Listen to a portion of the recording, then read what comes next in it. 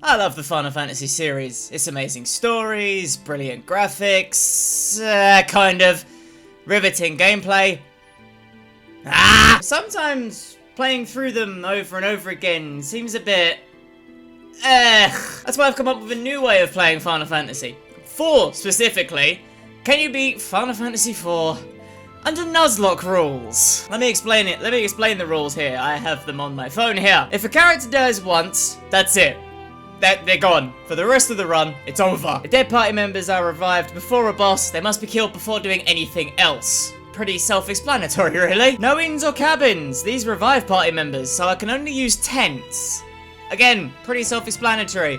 Tents only, like, recover, like, 1,000 hit points and 100 MP, so, yeah, that's gonna take a while. If Edward dies before his solo fight in Kaipo, the run is over. This one I'll explain as I get there. But essentially, there's a couple of fights where people are solo, and they need to be alive beforehand. Edward being one of them, obviously. If Dark Knight Cecil dies before Mysidia, the run is over. Again, self-explanatory. He is on his own for a little bit, just before Mysidia.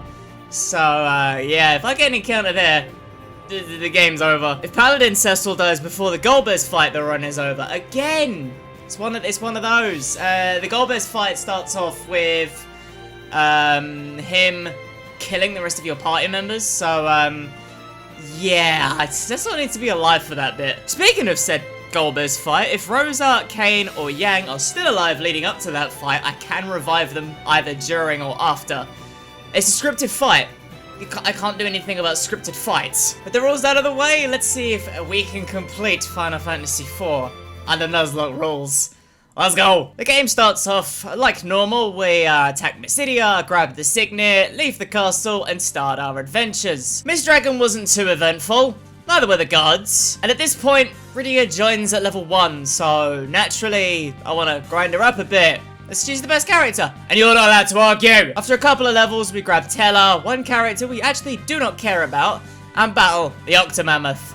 Uneventful as always. After this, we head into Damcian. Teller leaves, and Edward, joins, and we head into the Antlion Cave. Once again, uneventful. Even if the Antlion hits really hard. We grab the Sand Pearl, head back to Kaipo, and heal Rosa. This is where I needed Edward to be alive at this point, because he fights this thing on his own. So, yeah. This is where I needed Edward alive. With that out of the way, we head into Mount Hobbs. And then... this happened. And I was just like, right, definitely losing someone to... oh my god! Okay. I'm gonna slow this down for you, because I'm not sure if you actually saw what the hell was going on there. And I was just like, right, definitely losing someone to... oh my god! Oh, there's the first death. Timed that well, didn't I? Okay, time for the Mom Bomb. This boss can sometimes actually get a little scary, considering the Grey Bombs like to explode for no reason whatsoever.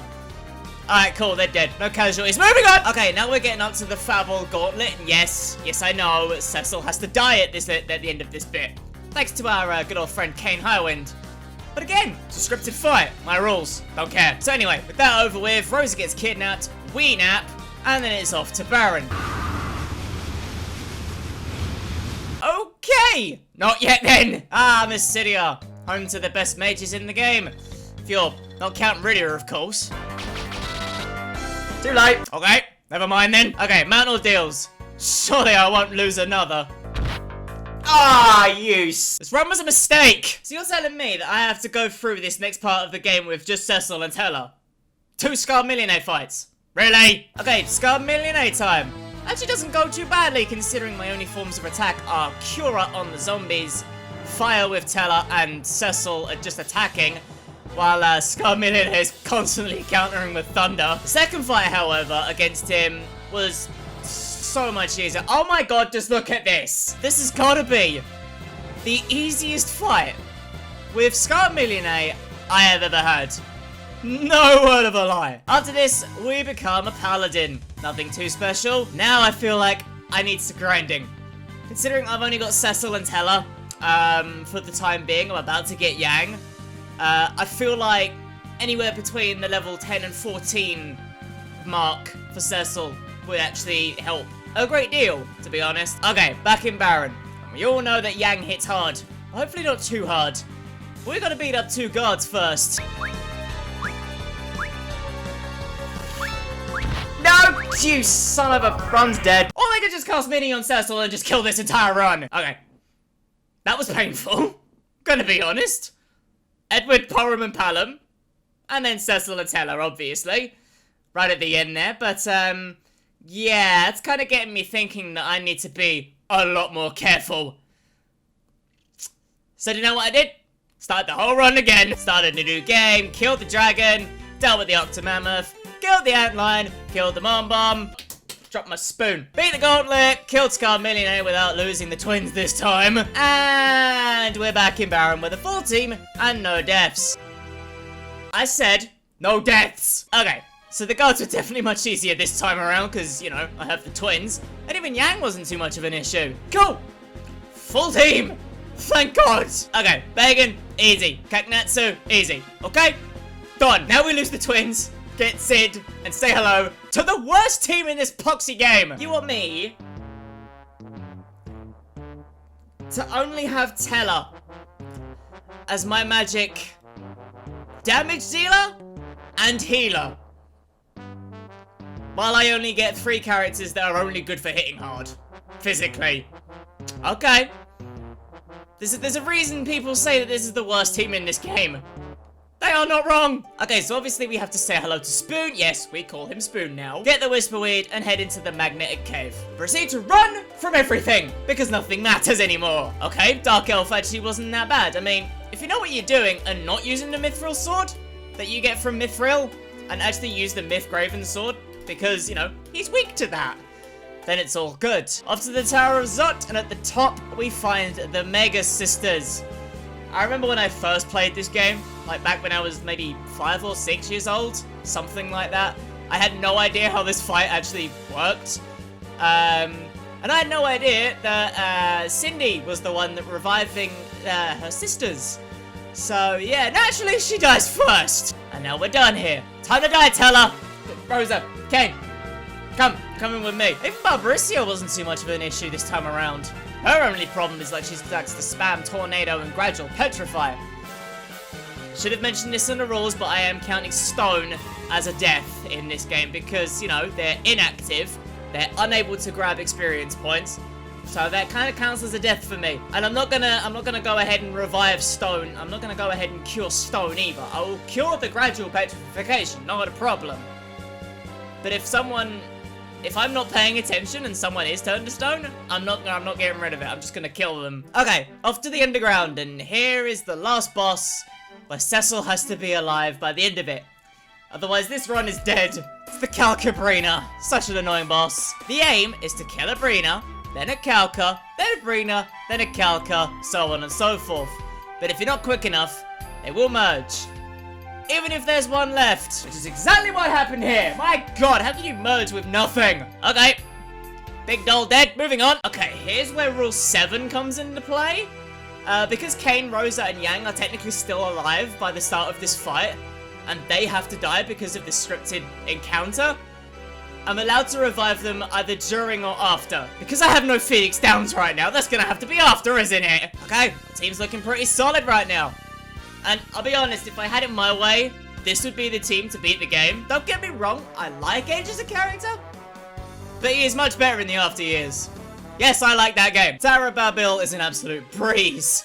Pretty much just running from everything at this point.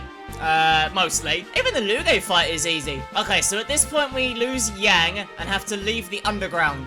Watching Sid blow himself up in the process, of course. We need to grab the upgrade to the airship and head to Ebelin. I know there's some good stuff in Ebelin Castle, but I don't want to go there without a full team, because I don't trust myself.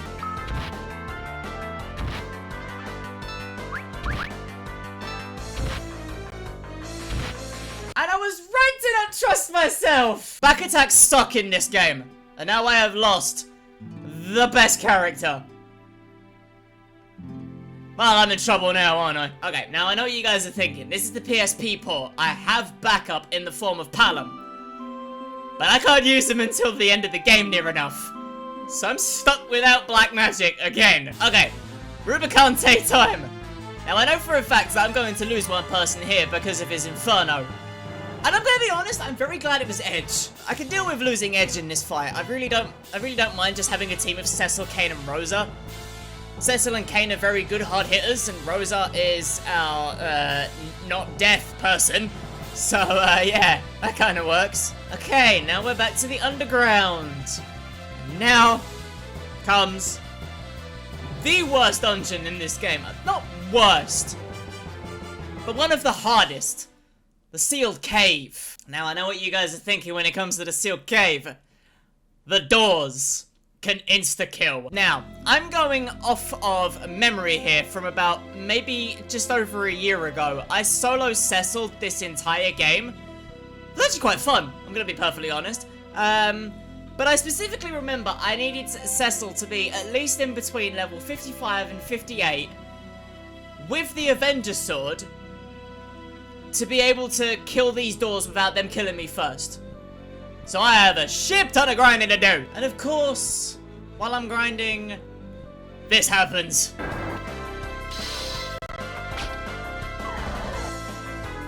Yeah, I am not happy. I mean, at least it makes the grinding quicker. Okay, just watch this fight just to get the Avenger Sword. This is ridiculous. I mean, just look how bad this is. The amount of healing and stopping myself, trying to stop myself from dying is just ridiculous. I mean, I won, but that was just dumb. Okay, back to the sealed cave. Back to these stupid doors. And I destroy every single one of them. Okay, it was here I realized that, yeah, I'm in the mid to high level 50s. I need to stop fighting random encounters because I don't want to make this game too easy. I mean, at the moment I already have, considering how high of a level I am already. So, unless it's mandatory, I'm running from it, okay? Demon War was easy. This is why I need to run from everything. Okay, heading up to the moon. We find our final party member to join us, Fusoya. He doesn't stay with us long. He's only with us for 2 boss fights. These are hard with just Cecil and Rosa to back him up. Okay, Giant of Babil time. There's only 2 things of interest here. The Elemental Archfiends and the CPU. This got a little dicey. Okay, Scarmiline, Rubicante, and Cacnazzo one up the problem here. The issue is Barbarisia. For some reason, she likes to spam Maelstrom, which takes every party member down to a single digit of HP. This couldn't have come at a worse time. At one point in this fight, she decided to not let me heal and just take Cecil out. Great. Just brilliant. I'm permanently running with a 4-member team now. So angry, I can't even get my words out. Oh, we're still not done here. She's killed Cecil, but we are still not done. Barbarisia needs to die, like, now. It got to a point where I got so scared, I attempted just one last Hail Mary before she completely destroyed this run. And I cast Holy with Fusoya. And oh my god, she dies. How in the frig did I just get past that fight by the skin of my teeth? The CPU fight following this isn't actually that hard. But I kid you not, I timed this 15 minutes with auto battle on. Okay, now we're finally at a point where we can construct a team that's more than just Rosa at this point. I'm thinking of grabbing Yang and the twins.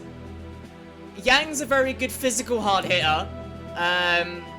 He's got very good HP as well. His defenses suck, but he's got the HP to back that up. And Porum and Palom are pretty good when it comes to the magic. I mean, Porum's really good with the healing, and Palom's magic is just ridiculously good. And I also got to thinking, instead of having Rosa as a mage sort of party member, I thought I'd grab some equipment for her to, you know, raise her physical attack, just so she can back Yang up. So I grabbed the Black Cowl off of, and I'm gonna get the Minerva Bustier from the moon as well. That should really increase the attack stat for Rosa. Okay, after changing my team, a new dungeon opens up at Mount Ordeals. This is only for the GBA and the PSP ports of Final Fantasy IV, because these are the only two that allow you to change your team around. And it's got some very overpowered stuff in it for the other members. We take out the Storm Dragon and get the God Hand for Yang. We take out the Flare Master and get the Triton's Dagger for Palom. And we take out the Tyrannosaurus to get Seraphim's Mace for Porum. Don't mind if I do. Okay, final boss of the game is coming up.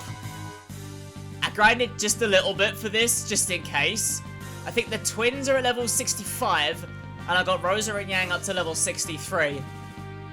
I think this is going to be perfect levels for this. In the final bit, I actually found a Giselle whistle. Perfect. Now I can call the Fat Chocobo, get a weapon for Cecil so he can kill himself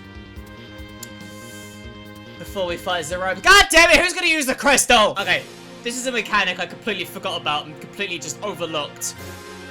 Cecil has to be alive to use the crystal to get Zeromus into his final form, so I can actually, you know, attack him. Okay, this is gonna seem really bad on my part, but I've decided to continue the run because just doing the whole run just to keep Cecil alive throughout the entire game would just be ridiculously dumb, and I might as well be doing a solo Cecil again. And I've already done it before, so I don't need to do it again. So I decided, okay, I'll get a sword for Cecil. I'll let him hit himself just a little bit before I eventually kill him off, after using the crystal on Zeromus.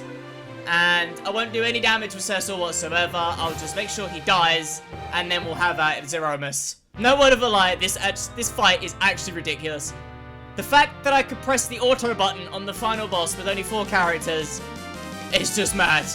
I've got Kiraga going with Porum. I've got Aim going with Rosa. Berserk Yang is just attacking. And Palom is just constantly casting Flare. And I kid you not, this is the quickest I've ever killed Zeromus. What the hell? Seriously, look at this! He didn't even start using Meteor! That was just anticlimactic, and I apologize for that. Okay, if I'm gonna summarize this in the best way possible, we take reviving our party members in these Final Fantasy games for granted.